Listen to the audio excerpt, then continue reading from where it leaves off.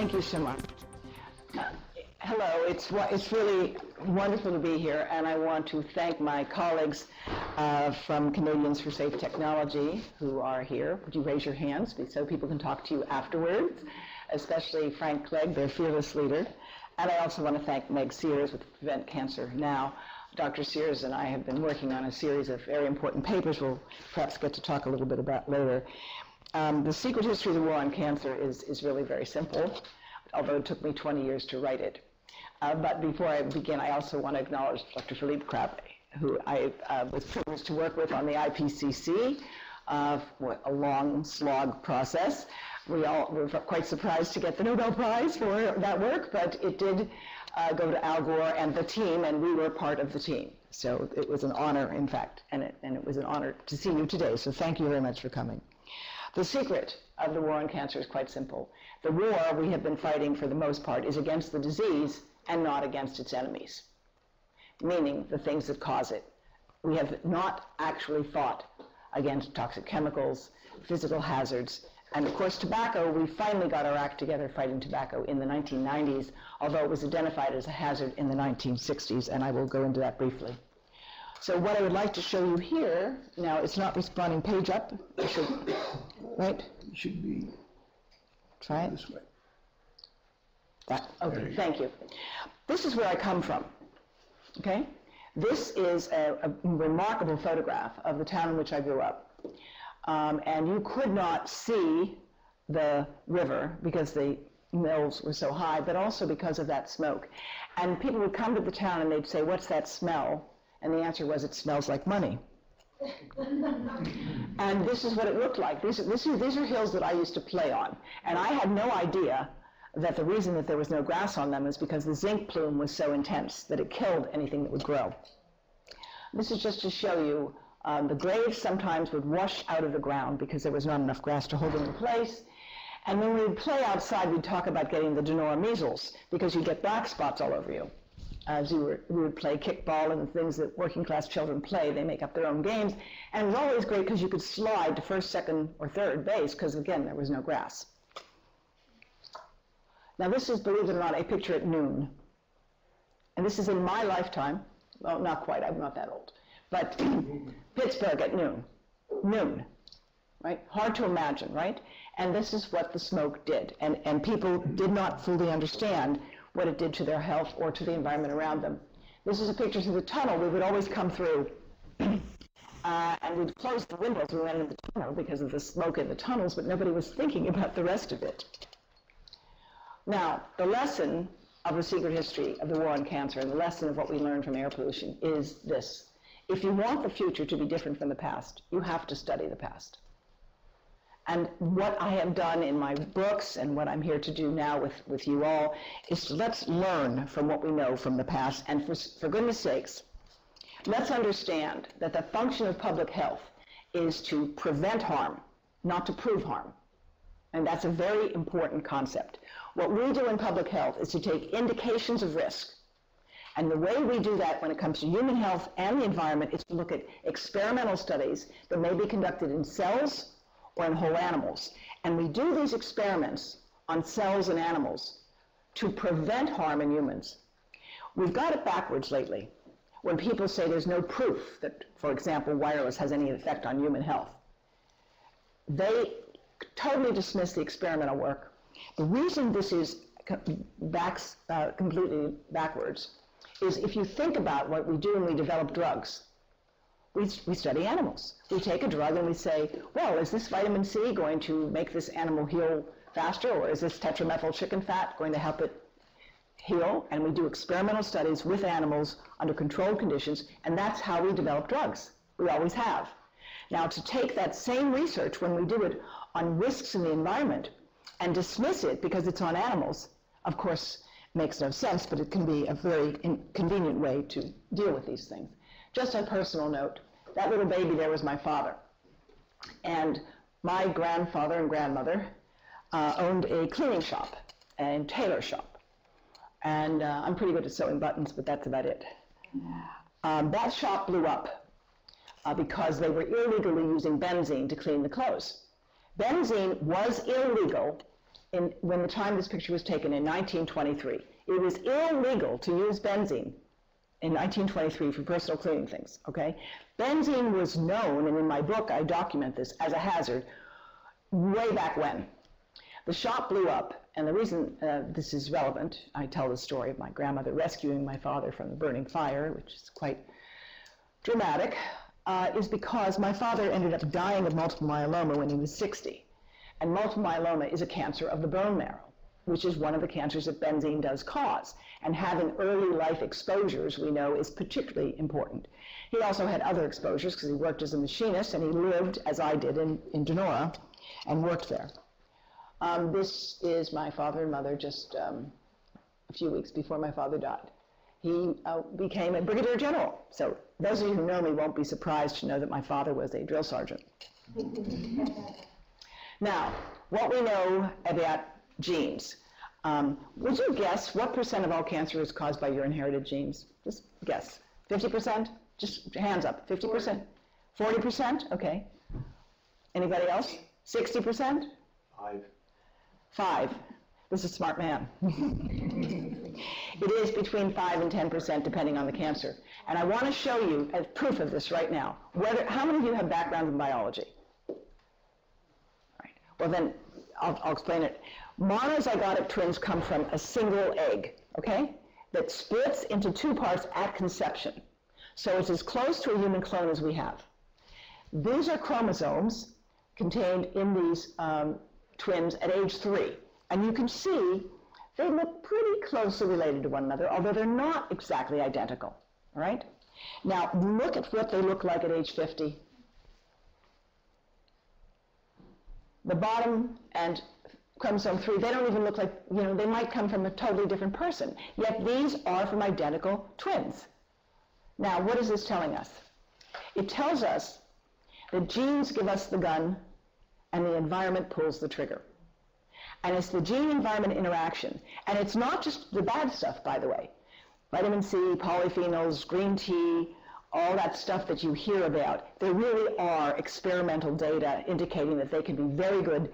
Anything that's an antioxidant generally is good as an anti-cancer agent, except you need to work with oncologists as to whether you use them during times of immunosuppression, during chemotherapy, for example.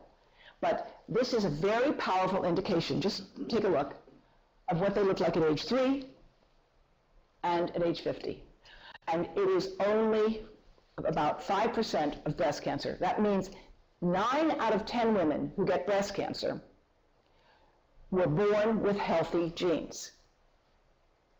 They were born with healthy genes. They did not have any genetic risk for breast cancer. Only 1 out of 10, or actually probably more like 1 out of 20, actually inherited the risk, which you can inherit from your father or your mother. Now, I'm a history buff. This is the world's first X-ray. And what's interesting about this X-ray, interesting about the media, Frank, is that this X-ray, within a month of it appearing, having been created, November 8th, 1895, by January of that year, it was on the front page of newspapers around the world. People realized this was astonishing. This was absolutely astonishing. And the woman whose hand is there, that's her ring finger, right? She called it a death ray, and she refused to ever have one again. Now, I want you to note that within a few years of this marvelous technology, they were holding X-ray parties in salons in Japan and Paris and London. People would stand in front of the machine and wave so they could see their skeletons. They thought it was just a wonderful thing, completely unaware that it would have negative consequences. Within 5 years, Thomas Edison's assistant died from radiation poisoning. He had been using radiation in his experiments. Madame Curie's notebooks were too radioactive to handle. She got 2 Nobel Prizes, and she worked intensively with radioactive materials. The Curie, the unit for measuring some aspects of radiation, is named for her. She died of what was leukemia, and obviously was unaware of what the causes were at the time. No one would have willingly put themselves in that kind of risk and danger. So the dangers of radiation, I want you to hear, the message is the dangers of radiation were known from the outset, from the very beginning of its introduction. And I want to say, to the credit of the medical profession, there were immediately safeguards put in place. Radiation, X-rays were put on the battlefields in some circumstances to try to help figure out what to do for surgery. That was an amazing thing, because prior to that, somebody would be wounded, they would just go in and try to figure out where things were.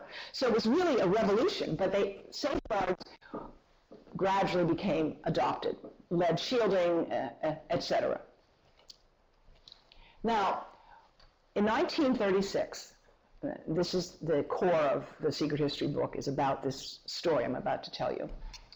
There was a meeting of the Second International Congress on Scientific and Social Campaign Against Cancer. It's quite amazing to realize that before the internet, there was phenomenal scientific collaboration. Scientists from France and Germany, which at that point would end up at war with each other, and England, all gathered.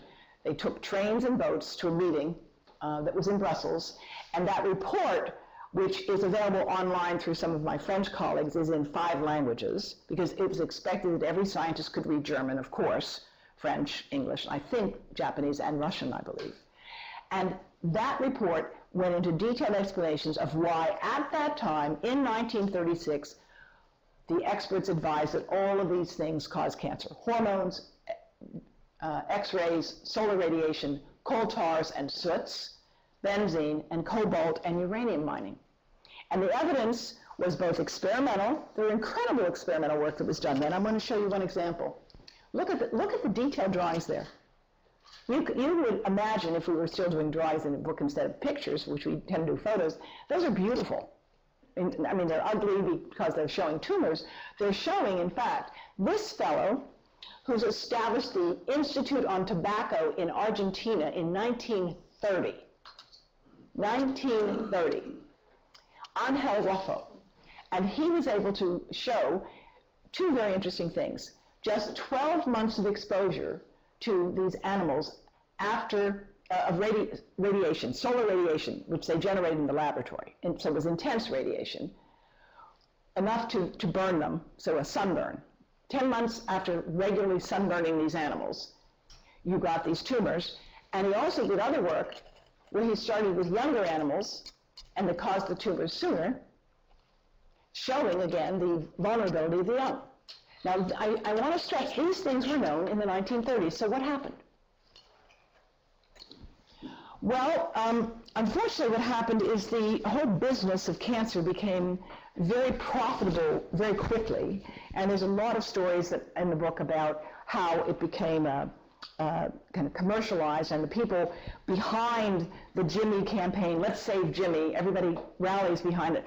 A child with cancer, like the poor native girl with leukemia that has recently made the news here, it breaks your heart to realize that a child will suffer like that. And that's exactly what the people did who started the American Cancer Society. And they were able to tap into the feelings of sadness and anger that people have over the unjustness of any child getting cancer. That became their campaign. They set up the American Cancer Society in 1954.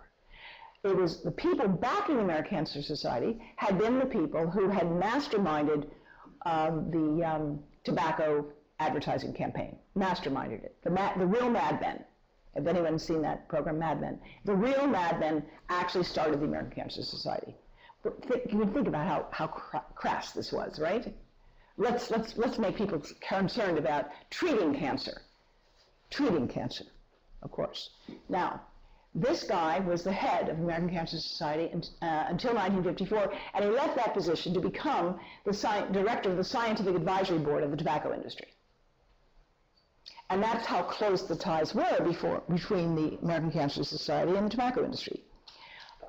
This was the National Cancer Act, which was signed by President Nixon in 1971. He started 3 wars then. He started the war on cancer, the war on drugs, and I forgot the third one right now. It'll have to come to me in a moment. So, I'm sorry, thank you. Thank you so much. How could I forget that? Today is, in fact, the commemoration of the fall of Saigon. So yes, he figured that he had an unpopular political war in Southeast Asia, so he would fight popular wars against cancer, right? That would be a way and against drugs. So fight drugs and cancer to take public attention away from this horrible war in Southeast Asia, which was not going very well. That was, in fact, the explicit strategy, and we see that from notes and archival material. Thank you. How soon we forget. So this cartoon from 1978, I think, captures the paradoxes of the war, right? Could you hurry up and find a cure for cancer? That would be a lot easier than prevention. And you see all those people there. They actually all were active backers of the American Cancer Society and the whole effort to develop treatment for cancer. Now, let me tell you something. I am a cancer orphan.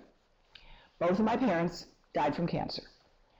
I understand that when you have somebody with cancer, you don't care about how they got it. You want treatment, and you want them to get well, and you do whatever it takes to do that. So I'm not in any way downplaying the importance of oncology. But if we continue just to get improvements, which we are getting in our treatment of cancer, without advancing our ability to prevent it, it would be as though we are on the top of a waterfall, and what we're doing is putting ambulances at the bottom, waiting for people to fall over, and taking them out, right, as they fall out. If you put a bridge at the top of the waterfall, and you prevent their exposures to the things that we know or suspect cause cancer, we're going to reduce the rate of cancer. And we are not doing that. We need the bridge. We need the barriers. And we have lots of reasons to think that they exist. Now, just to give you some idea of the context of how difficult the problem was, these are ads from the Journal of the American Medical Association. Right? I think they speak for themselves. And there were doctors who recommended tobacco as a way to lose weight. And by the way, it works, because nicotine does suppress appetite, and it does stimulate the brain. It's also highly addictive, and it's associated with many other things. I'm sure none of you smokes, but I'm sure you would know that if you do, it's really difficult to stop.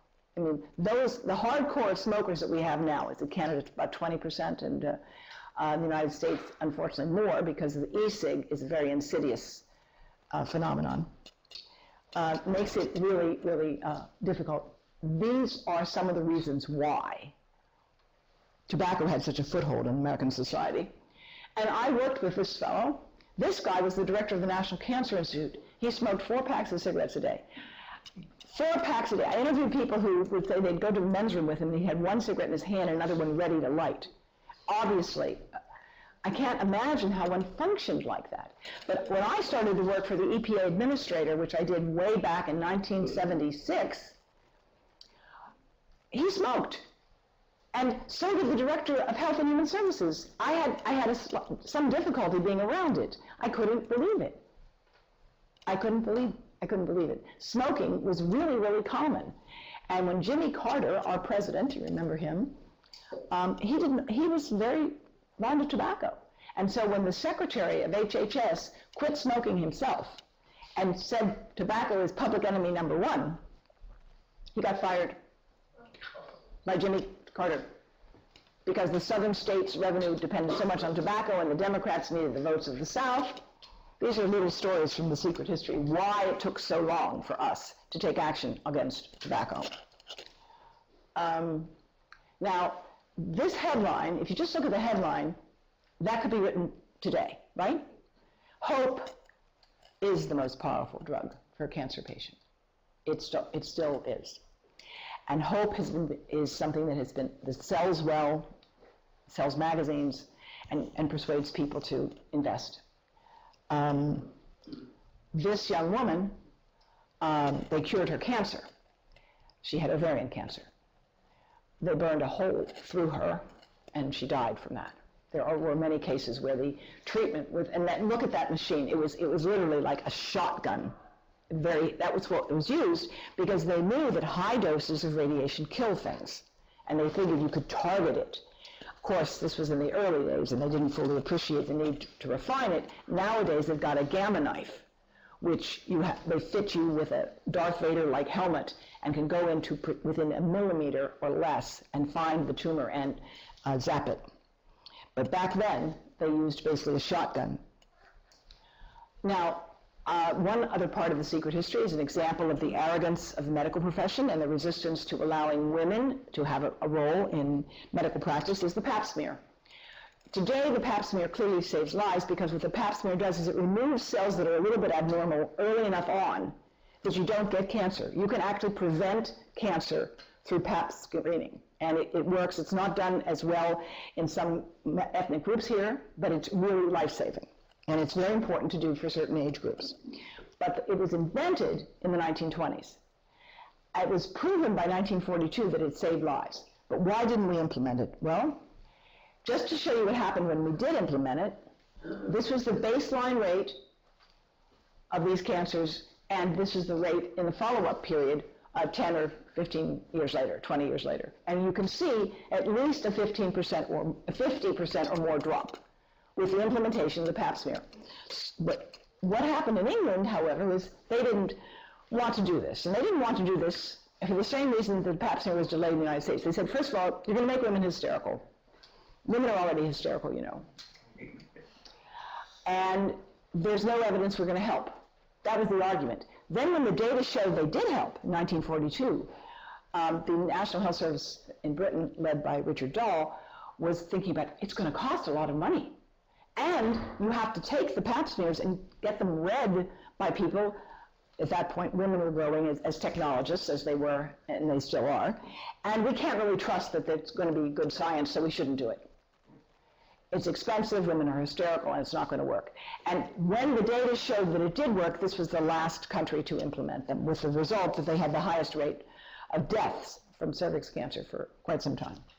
Now, I just want to show you some data that I developed with my colleagues, just because the whole question of cancer in the environment gets really murky really fast. We did, and this is kind of a complex Poisson modeling, we analyzed birth cohorts in the United States. That means people born in those years at the bottom. You see that? That's a birth cohort. And we looked, we used the cohort of 1893 as our baseline. We compared every subsequent cohort, the amount of cancer that they had. And we looked at these classes of cancer. We looked at cancer not related to smoking, we looked at all cancer, and we looked at smoking-related cancer. And the good news here is that smoking-related cancer for men has dropped, and you can see that here. You see it there. But the increase is continued so that there's almost 60 to 80% more cancer not related to smoking. We published this in the journal Cancer, which is a major journal in the United States, and we made the argument then that cancer was increasing, not associated with smoking. And we also did another category of diagnostic ascertainment. So we took out prostate cancer. This was 3 years of work by my postdoc, one graph. But I wanted to share it with you because it really does encapsulate the fact that the burden of cancer is very much with us today. And for women, unfortunately, the smoking issue had started to go back up again. I'm thinking that we should redo this, but the breast cancer rate, unfortunately, is certainly increasing, and we don't know why. I want to stress, we don't know why. Now, I just want to, in the book I have a chapter called No Safe Place, and I want to show you this as an example. This was the town of Ruraltown, Louisiana, in Plaquemine Parish. And a big oil refinery and petrochemical company moved in, and people started to get sick. And it was a small population, so this is what it looks like now. Same scene. You can see behind it. You see the oil companies there behind it? Now you see it? Now. They paid everybody to move. So there's no data. That was the condition. They paid people $50,000, which is a huge amount of money for these poor people who were living off of the land. Now we have no data. Right? It's one way to deal with the issue. This is another town, disappeared. This is all that's left of it. I took this picture of the placard, which has on it in red names of people who died in that town. Eventually the CDC did a study, and they found highest levels of dioxin ever recorded in humans, but they can't conclude anything from it because they don't have enough data. This is another example. This was a Sarco smelter in Smeltertown, named Smeltertown, Texas. I walked in this cemetery. It's actually a hazardous waste site, and I had to decontaminate my shoes afterwards. It has lead levels so high, incredibly high, and many of the graves were graves of 2-year-olds or younger. There's one, 2 years and 4 months. And this was a poor Hispanic population, no data, right? And this is the issue. Do we have to become the data to take action when it comes to things like wireless and mobile phones? Okay, one other thing from the book that's a highlight of Lesson of the Past is radiology. As I told you in the beginning, the dangers of radiation were known early in the 20th century. The American College of Radiology in 2007 issued this statement that we have more medical radiation than we do from the environment for the first time in history. We used to get more radiation from the sun. Now we get more radiation as a population basis. We get more radiation now from diagnostic radiation. Just take a look at this. This was the thing that I worked with the American College of Radiology to develop the safety advice. This is just simple arithmetic in millisieverts of the dose equivalent to the head. Just look at the top two. This is the head of a child, and the equivalency in chest x-rays, 400 to 6,000 chest x-rays from one CT of a baby. A head, right? And you can see there's adjusted and unadjusted. The unadjusted means that, nowadays we've got heavy people, we have big CT machines. The more radiation you use in the CT machine, the prettier the picture, the clearer the picture. If a machine is set for a 500-pound man and you use it for an infant, and in some rural centers that can happen, you're going to get massive doses of radiation. And this is a huge problem. And I know Health Canada and radiology colleges are very concerned about it, because the emergency room doctors, their first impulse is get a CT scan. And you do need a CT scan when you have an unconscious child or person and you don't know what else is going on. But you can also do an MRI and get good information, although they're not the same sometimes. So the American College of Radiology has recommended that we start to collect data, like little badges, right? You all should have your lifetime record of all of the CT scans and X-rays you've ever had. You really should, especially the young people. Because if you ever have an option to have an ultrasound or an MRI rather than an X-ray, you should absolutely insist on that. Because you have a lifetime of exposure, and it's the lifetime that we have to be concerned about. So the recommendation of the American College of Radiology is a recommendation that I think those of us working on the wireless issue, fully endorse. And is that we should have as low as reasonably, it should be achievable, in pediatric CT scans, but in general, as low as reasonably achievable. That should be the approach. They have said for many years that children are 10 times more vulnerable than adults to radiation. If children are more vulnerable, and we go to great extents to protect them with bike helmets and car seats, how can we not give them the same kind of protection from ionizing radiation and from non-ionizing radiation, which can be damaging to them, as I'm going to show you in a moment. Now, what's he doing here? This man, as you may know him for his last job, he was a brilliant guy. He still is. He was the Secretary of Defense for George H.W. Bush, but you didn't know that he was the former CEO of a drug company. And he got that job right after he left the Reagan administration, and his main activity in that position was to promote, too soon, to promote aspartame. Now, anyone here who uses diet soda, I have to tell you a dirty secret. Aspartame or artificial sweeteners actually are appetite stimulants. And unless you're a diabetic, aspartame has no benefit for you whatsoever. It stimulates the appetite. The brain thinks you've had sugar, so then it goes, oh, I have some sugar. And then it goes down. Wait a minute, where's my sugar? And I need some sugar. And it makes you eat more. And that's been very well established in humans and in animals.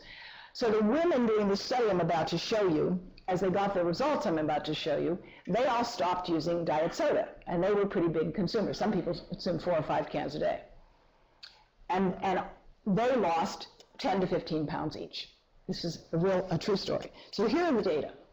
you see that the prenatal exposure, right, we're looking here at the age at death, and we're looking at the number of animals that have died. That's what this is showing you, okay? So for prenatal exposure, think pregnant women eating these kinds of things, you get some increase only at this high dose, but then after they reach this age, 97 to 112 weeks, the rate, look how much higher the rate goes, right? Now listen, most animal studies stop here. This group, Maltoni's laboratory in Italy, at the Collegium Ramazzini, a very distinguished group of researchers, they let the animals live out their natural lifetime. And when they're ready to die, that's when they look and see what has happened to them. Most studies, animals end up dying, are, quote, sacrificed at age 112 weeks, 2 years, pretty much. And when you look at what happens there, again, the effects are greater in the elderly. So we're not going to see the full effect of the aspartame thing until you guys are in your 60s or 70s. And I'm afraid it's going to be substantial. And what Donald Rumsfeld was able to do, and the reason he became the CEO, he didn't know anything about drugs. He was able to get this thing approved through the FDA, despite the fact that the FDA recommended against approval. Despite the fact, and I document all of this in my book, which has never been challenged, that the studies showed that there was a risk, and the other studies that they presented were flawed. Nonetheless, it got approved in record time. And reports of its harm were readily dismissed because they had wired the so-called independent review. Now, I had to share this with you because I know you're interested in global warming. My friend in Jackson, Wyoming is Tom Mangelsen. He's one of the most distinguished wildlife photographers in the world, I think considered #1. Mangelsen, S-E-N. And he was very generous when I was working on my When Smoke Ran Like Water book, and I was saying to him, Tom, do you have any pictures of global warming? He said, what do you mean? I said, well, is there any glacier you've been photographing for years? He said, yes, but, different conditions, storms can make such a huge difference. I don't think I have anything that's going to work. And we were talking one evening, and he said, you know what? I do. And he said, we have the most strange thing. This was from Svalbard, Norway. The polar bears are jumping.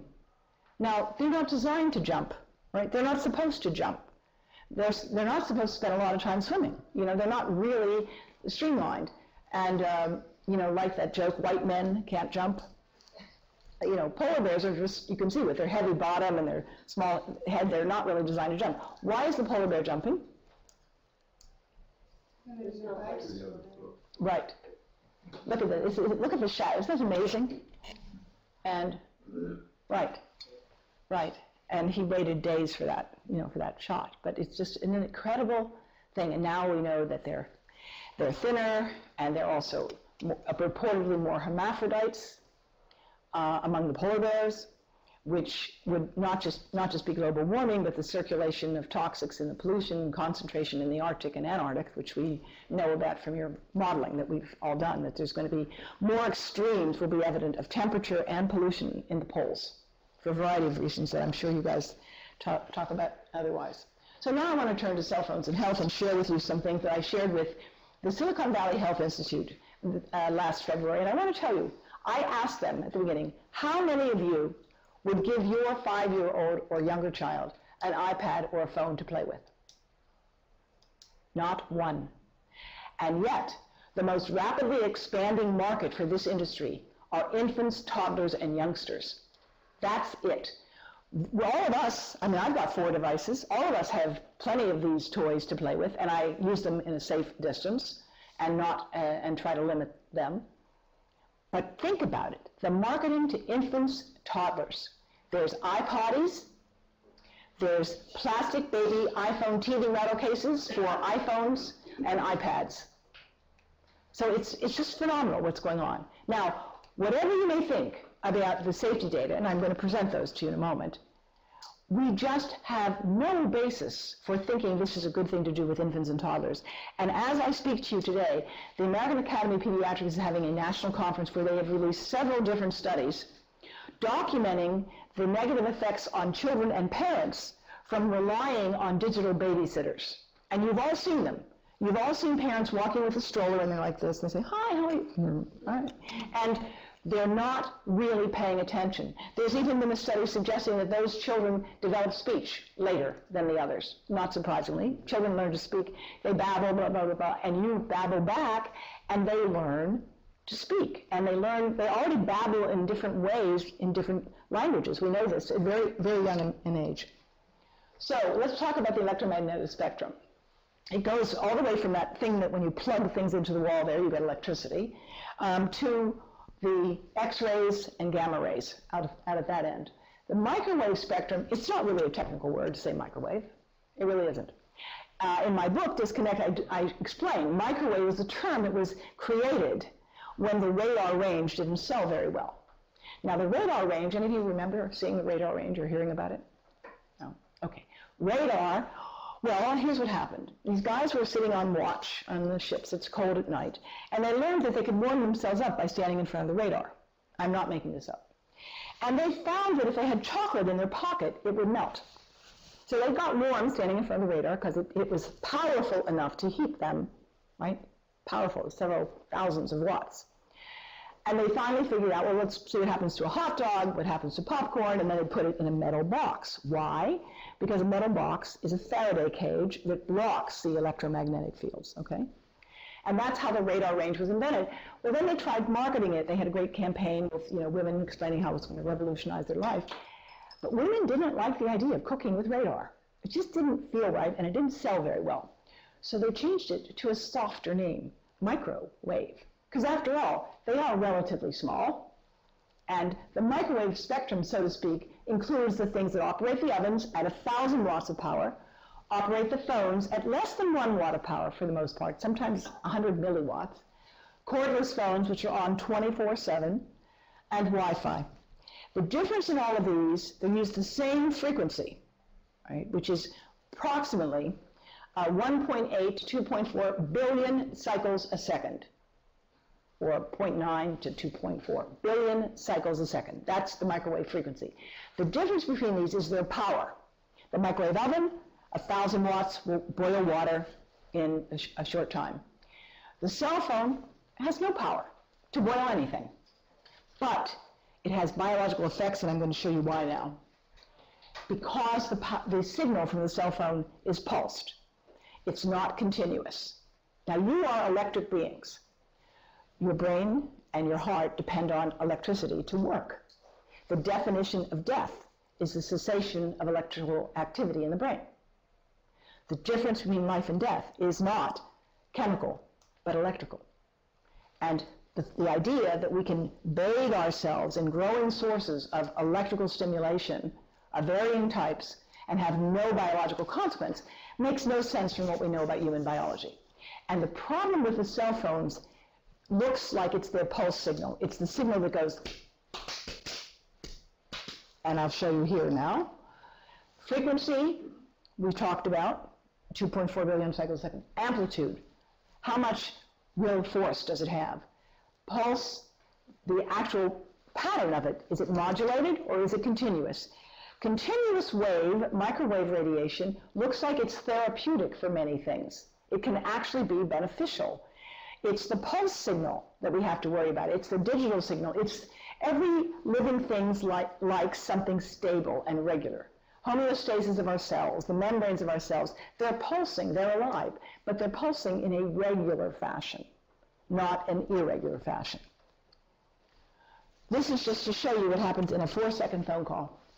Look at the change in volts per meter as the phone is on standby, rings, and then the first time to put a phone next to your head is when you're saying hello. Answer your phone, say hello, put it on speaker or use your headset, and then talk. But do not keep the phone here.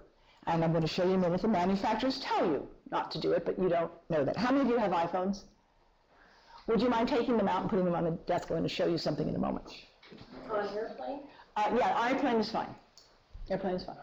I hope they're all on airplane because otherwise you're unnecessarily using up everybody's Wi-Fi and you're not, hopefully, and getting exposed. But I want you to understand here, this is 4 seconds. This is 4 seconds.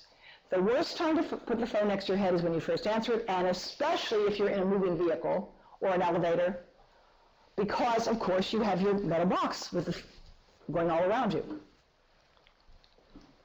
4 seconds of the phone call. Now, the standards for cell phones have not changed for 18 years. And when they were first set up, they were set up for medical and military people who were big and talked not too much.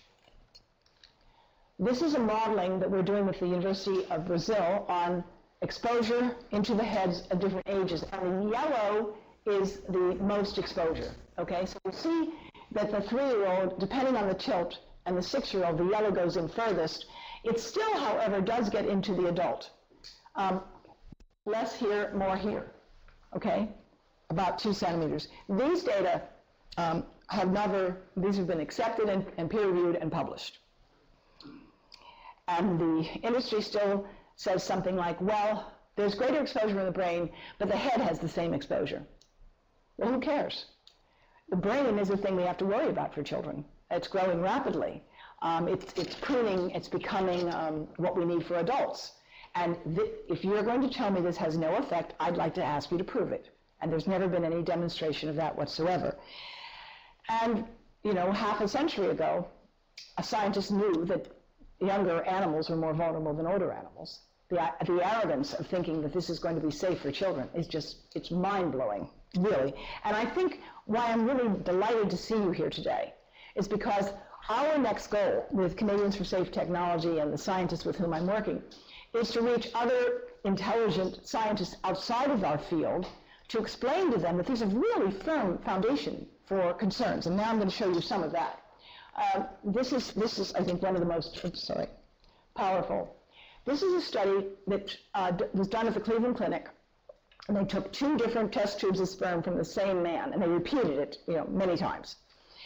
And one test tube got exposed to 2 hours of cell phone radiation, and one test tube from a normal operating programmed phone. You understand, they did the signal to be exactly like that of a cell phone, because you can't get sperm to make phone calls. And the other test tube got no exposure. Now, normally sperm will die. They're not meant to live in a test tube, right? But you can measure how long it takes for them to die. And the results were really quite stunning. And this is a summary of many different men. The controls, the vitality of the controls when measured after 2 hours was very high. The vitality of the exposed was almost a fourth of that. And the same thing here for motility. That's how sperm have to swim. A sperm has to swim the equivalent of the distance from Los Angeles to Hawaii. It's amazing. It's amazing what they have to do. And you need a lot of them to make a healthy baby. All right. Do you know why you need, ideally, millions of sperm to make one healthy baby? Because sperm don't know how to ask for directions. I'm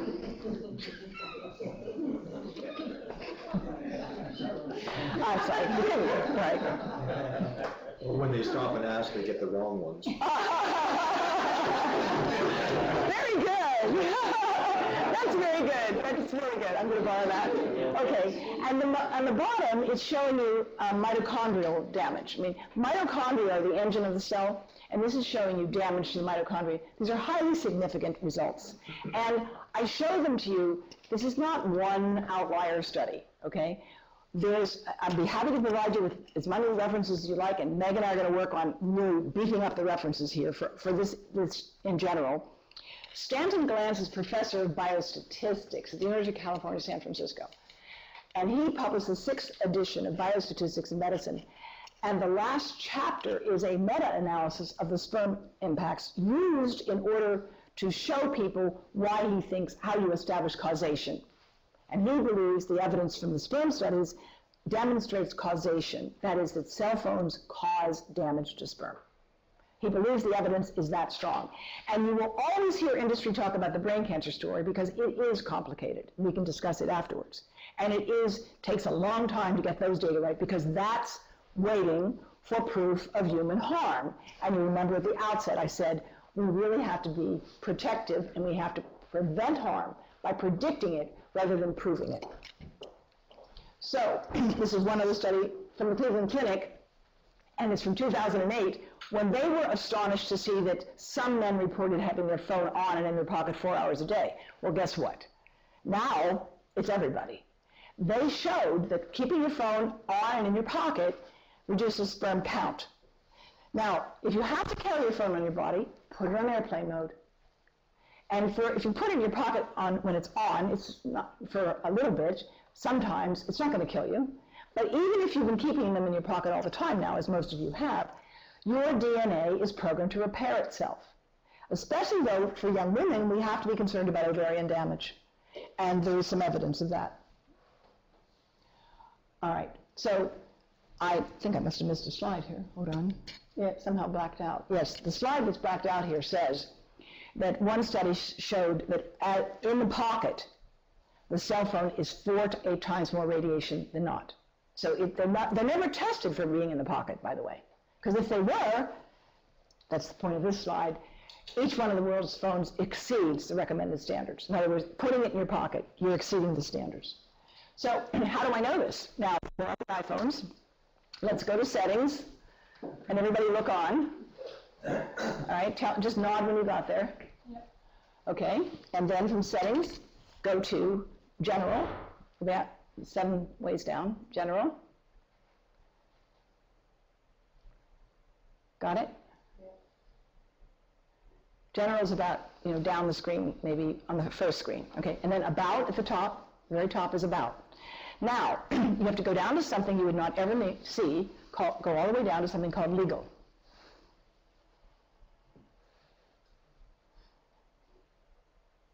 And then click on that, and you get to RF exposure. And you just share it with people around you so they can see. This is the warning that's inside your phone, and it's the only thing in the phone you cannot copy or make larger. You can make a screenshot of it. By simultaneously pressing 2 keys, you take a picture of whatever on your screen, the top and the bottom. So you should send it to all of your children, friends, and anybody whose brains you care about. Right? And it's fine print. This is how they used to do it. This is the book, and so relative to the chapter of my book called Reading the Fine Print. And this was some of the fine print warnings back then to keep the phone 15 millimeters from the body, or you will exceed the as-tested limits. So I leave you with the thought that the world is not dangerous because of those who do harm, but because of those who look at it without doing anything. I think something to think about from time to time, problem we all have, is issue fatigue. And it's something we can talk about. I spent years working on climate. I'm not as heavily engaged in that topic now. You kind of reach a certain point of what else can we possibly do? Because our job as scientists is to document things, and if we're dealing with ideologues who reject the science, it makes it rather difficult. This is another inspiring statue. This is from Auschwitz. Has anyone ever been there to Auschwitz?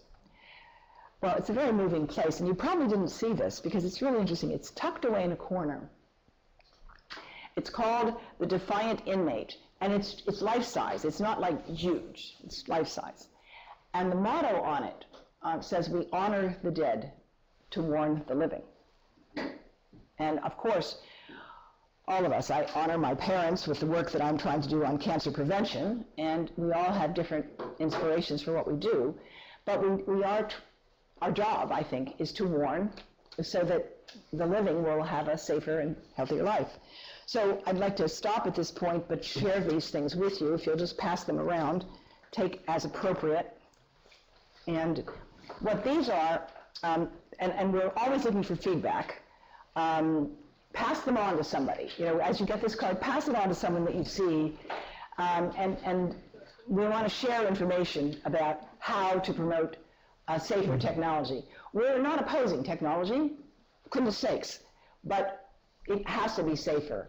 And it's unbelievable the way that this technology is being used. I think half of all 3-year-olds in Sweden have an iPad. All children in elementary schools in some countries are getting iPads now. It's a marketing dream, right?